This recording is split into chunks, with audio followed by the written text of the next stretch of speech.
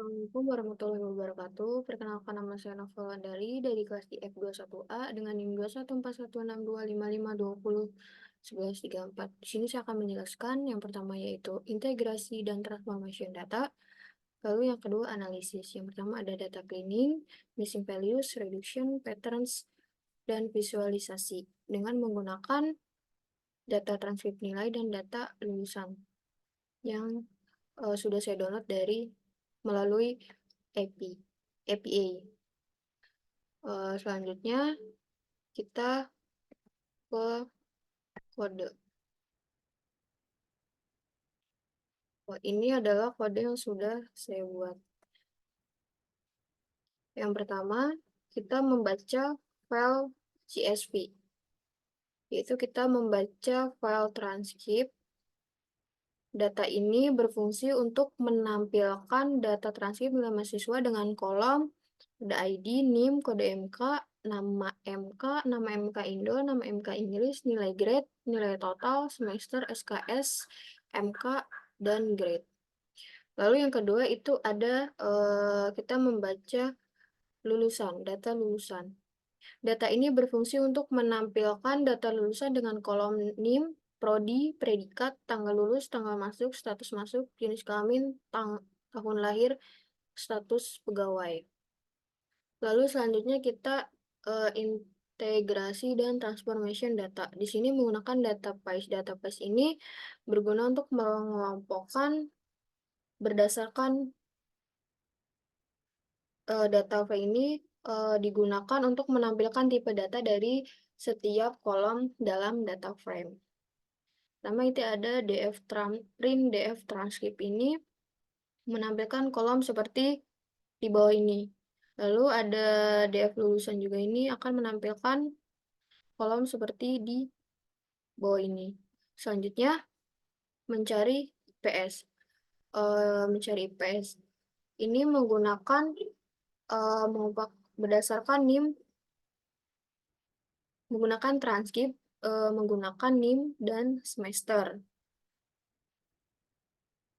Dengan menerapkan fungsi lambda pada setiap grup untuk menghitung IPS. Lalu mengubah data frame M dari format panjang dari format seperti ini menjadi format lebar seperti ini. Selanjutnya digabungkan dengan DF lulusan. Kita menggunakan kode ini menggabungkan dari nilai IPS setiap semester dengan data lulusan berdasarkan NIM dengan menggunakan metode join-left. Hasilnya adalah data frame merge DF ini yang berisi informasi lengkap tentang nilai IPS setiap semester dan data lulusan untuk setiap mahasiswa. Ini untuk memudahkan melihat dan menganalisis hubungan antara prestasi akademik per semester dan data lulusan dalam satu tabel. Hasilnya akan muncul seperti di bawah ini. Selanjutnya itu menampilkan jumlah data setelah penggabungan. Jadi data yang tadi setelah digabungkan maka muncul yaitu jumlah data setelah penggabungan adalah 4526. Selanjutnya mencari durasi apakah mahasiswa lulus tepat waktu atau tidak. Mencari durasi apakah mahasiswa ini lulus tepat waktu atau tidak ini, yang pertama kita menstandarisasi tipe data menggunakan tanggal lulus dan tanggal masuk. Ini dengan menggunakan data time dengan format tahun, bulan, dan hari. Selanjutnya kita mulainya yaitu tanggal masuk dikurangin tanggal lulus dengan lulusnya yang dimana durasinya dalam 1 tahun dan bulan dengan menggunakan rumus sebagai berikut. Ini adalah rumusnya. Selanjutnya kita membuat kolom yang namanya lama kuliah.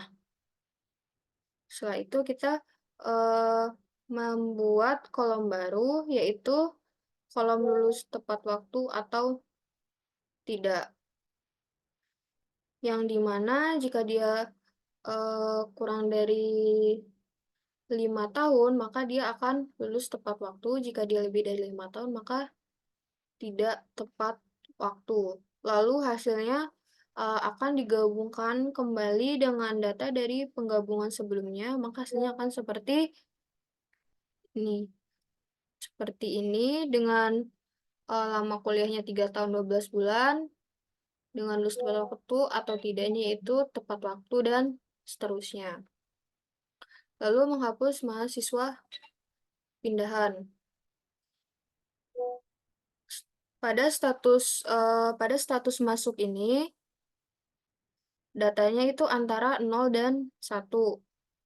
0 adalah mahasiswa murni, sedangkan 1 adalah mahasiswa pindahan.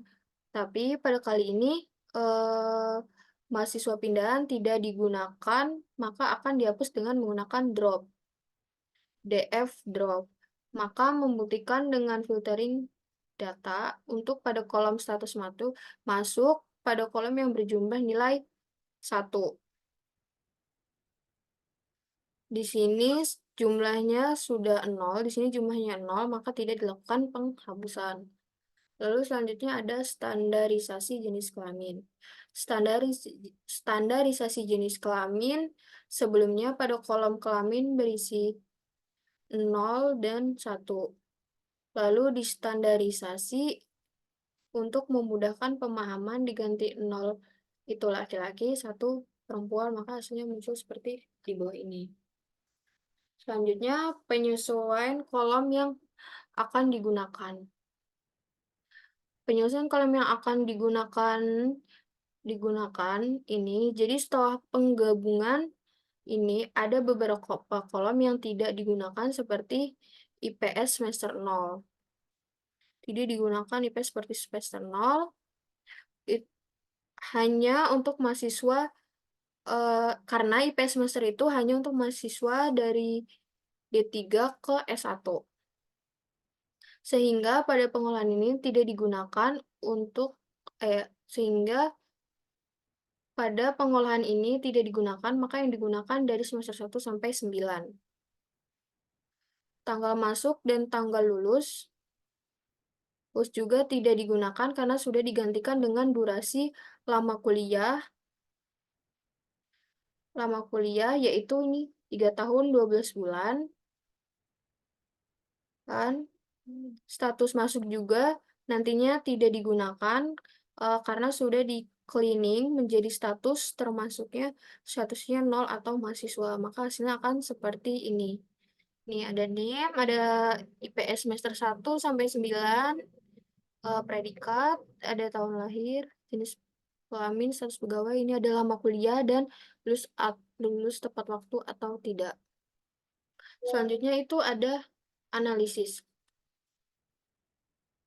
Selanjutnya dilakukan analisis. Yang pertama kita mencari nilai ekstrim. Kita mencari nilai ekstrim pada seluruh data dan mencari nilai mean. Mencari nilai mean terlebih dahulu agar lebih dahulu setiap barisnya. Lalu melakukan perhitungan dengan batasnya yaitu 3. Batasnya 3. Maka hasilnya seperti ini. Beberapa ekstrim yaitu IPS semester 1 sampai 8. Maka hasilnya seperti ini banyak. Maka hasilnya seperti ini. Di sini banyak nilai ekstrim, berbagai nilai ekstrim. Di sini ada contoh nilai ekstrim yang bernilai 2. Di sini ada data noise yang status pegawainya bernilai 2. Seharusnya data pegawai itu bernilai 0 dan 1. Yang bekerja itu 1, sehingga 0 itu buat yang bekerja, dan 1 0 itu yang tidak bekerja, dan 1 itu bekerja, sehingga saya menghapus status pegawai yang bernilai 2. menghapus pegawai yang bernilai 2 dengan menggunakan drop. Selanjutnya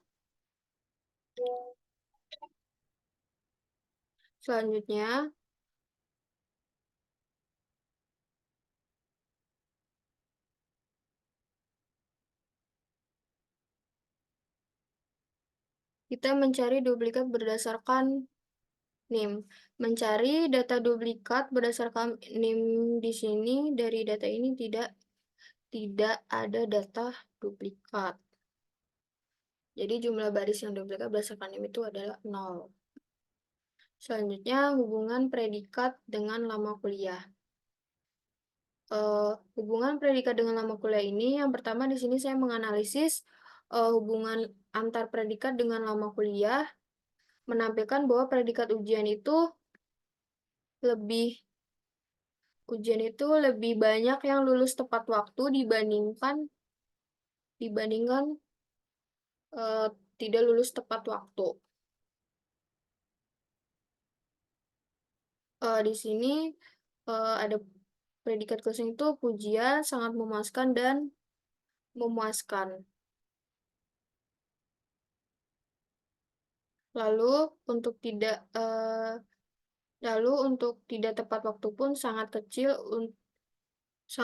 kecil untuk semua predikat, menandakan bahwa mahasiswa ini hampir 85% lulus tepat waktu dari berbagai macam predikat. Selanjutnya, hubungan jenis kelamin dengan lama kuliah. Jadi bisa dilihat dari sini bahwa laki-laki lebih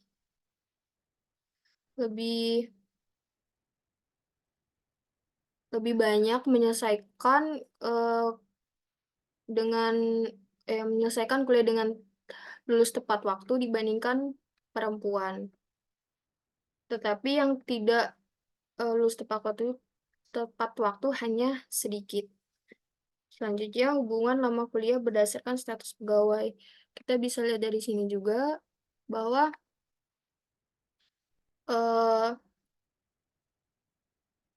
mahasiswa yang bekerja atau tidak bekerja itu tidak memiliki perbedaan yang sangat besar dalam proses perkuliahannya. Ternyata walaupun bekerja bisa menyelesaikan kuliah tepat waktu walaupun tidak sebesar yang tidak bekerja, namun yang tidak tepat hanya sedikit saja. Sekian yang dapat saya sampaikan. Jika ada kekurangan saya mohon maaf. Saya akhiri, wabillahi taufiq walhidayah. Wassalamualaikum warahmatullahi wabarakatuh.